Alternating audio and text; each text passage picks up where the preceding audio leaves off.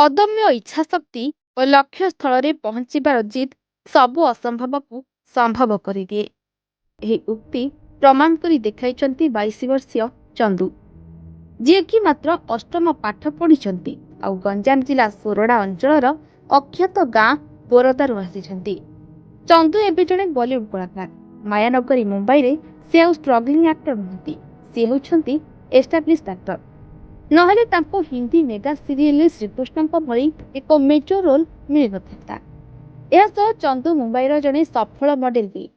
ତାଙ୍କର six pack body ସମସ୍ତଙ୍କୁ ଆକର୍ଷିତ କରେ। ତେବେ ସହଜ ନଥିଲା ଚନ୍ଦୁଙ୍କ ସଫଳତା। କଥାରେ ଅଛି, ସମସ୍ତେ ସଫଳତାକୁ ଦେଖି ଈର୍ଷା କରନ୍ତି, ହେଲେ କେହି ସଂଘର୍ଷ ବେଳର ପାଦ ତଳର ଫୋଟକା ଦେଖିନାହାନ୍ତି।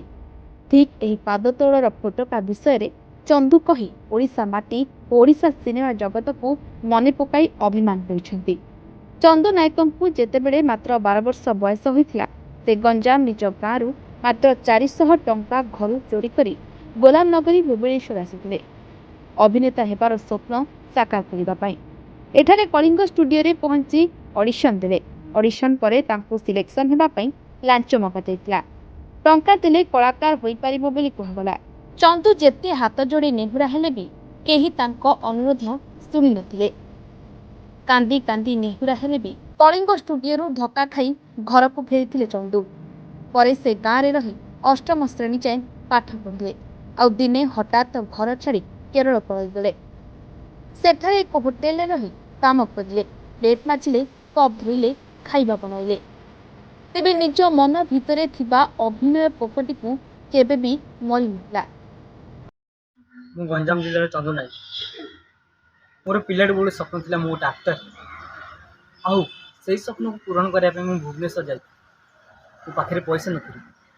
ମୁଁ ଘରୁ 400 ଟଙ୍କା ଚୋରେଇକି ଯାଇଥିଲି। ଆଉ ଭୁବନେଶ୍ୱର ପହଞ୍ଚିଲା ପରେ ଅଡ଼ିସନ୍ ଦେବାକୁ ସେଇଠି ମୋତେ ଚାନ୍ସ ମିଳିଲାନି। ମୁଁ ବହୁତ କଷ୍ଟରେ ଯାଇଥିଲି ଅଡ଼ିସନ୍ ଦେବା ପାଇଁ, ହେଲେ ମୋତେ ସେଇଠି ଚାନ୍ସ ନ ମିଳିବାରେ ମୁଁ ବହୁତ ମନ ଦୁଃଖ କରି ପଳେଇ ଆସିଥିଲି।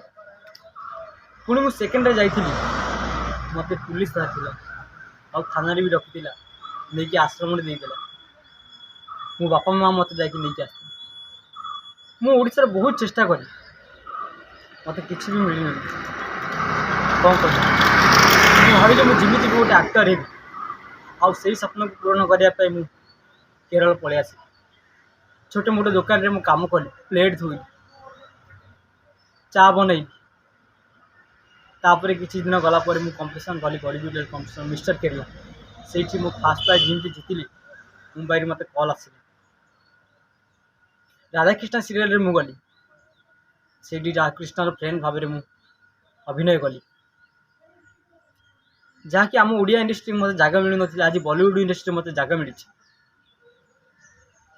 ଭଗବାନଙ୍କ ଆଶୀର୍ବାଦରେ ମୁଁ ଆଜି ଏଇ ପର୍ଯ୍ୟନ୍ତ ପହଞ୍ଚି ପାରିଛି। ଆଉ ଆଜି ମୁଁ କେରଳର ଅଛି। ବାଂଲାଦେଶ କଲୋନୀ ମୁଭିରେ ମୁଁ ସିଲେକ୍ସନ୍ ହେଇଛି। ମୋ ପାଇଁ କ'ଣ ଆମ ଓଡ଼ିଆ ଇଣ୍ଡଷ୍ଟ୍ରିରେ ଟିକେ ଜାଗା ନଥିଲା? ମୁଁ ବହୁତ କାନ୍ଦି କାନ୍ଦି ରିକ୍ୱେଷ୍ଟ କରିଥିଲି, ହେଲେ ମୋ କଥା କେହି ବି ଶୁଣୁନଥିଲେ। ହେଲେ ଆଜି ମୁଁ ବଲିଉଡ଼ ଇଣ୍ଡଷ୍ଟ୍ରିରେ କାମ ମିଳିଛି ମୋତେ।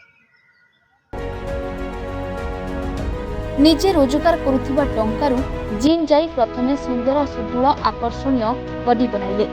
ଏହି ସମୟରେ ସେ ଫେସବୁକରେ ଅଭିନୟ ପାଇଁ ଅଡିସନ୍ ବିଜ୍ଞାପନ ଦେଖି ମୁମ୍ବାଇ ଚାଲିଗଲେ। ଆଉ ଅଡିସନ୍ ତାଙ୍କ ଜୀବନରେ ଏକ ବଡ଼ ଟର୍ଣ୍ଣିଂ ପଏଣ୍ଟ ଆଣିଦେଲା। ସେ ଏଥିରେ ପ୍ରଥମ ହେଲେ ଆଉ ପରେ ତାଙ୍କ ଭାଗ୍ୟ ଡୋରି ଫିଟିଗଲା। ସେ ଅନେକ ହିନ୍ଦୀ ସିରିଏଲରେ ଅଭିନୟ କରିବାର ସୁଯୋଗ ପାଇଲେ। ରାଧାକୃଷ୍ଣ ସିରିଏଲରେ ସେ ଶ୍ରୀକୃଷ୍ଣଙ୍କ ରୋଲ୍ ପାଇଥିଲେ। ଏହା ବାଦେ ଅନେକ ହିନ୍ଦୀ ସିରିଏଲରେ ଅଭିନୟ କରିବାର ସୁଯୋଗ ପାଇଛନ୍ତି। ଚନ୍ଦୁ ଜଣେ ସଫଳ ମଡେଲ ବି। ତାଙ୍କ ବଡି ଦେଖିଲେ ଯେକୌଣସି ଯୁବତୀ କିଛି ସମୟ ପାଇଁ ଅଟକିଯିବ। ହେଲେ ସଫଳତା ପରେ ବି ତାଙ୍କ ମନରେ ଅବଶୋଷ ରହିଯାଇଛି, କାରଣ ଜନ୍ମମାଟି ଓଡ଼ିଶାରେ ତାଙ୍କୁ କେହି ଅଭିନୟ ସୁଯୋଗ ଏଯାଏଁ ଦେଇନାହାନ୍ତି। ରିପୋର୍ଟ।